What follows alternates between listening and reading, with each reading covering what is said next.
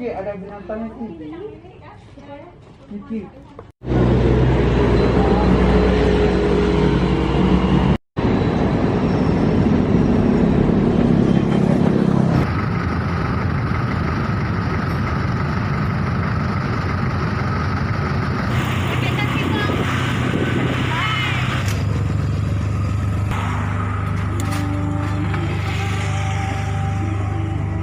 Kapan sempat gitu, nggak rutin.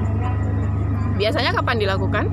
Kalau nggak sore sepulang kerja ataupun Sabtu Minggu. Kalau hobi iya juga, kebugaran iya juga. Selama Covid ini makin semangat kan, banyak lah rutenya.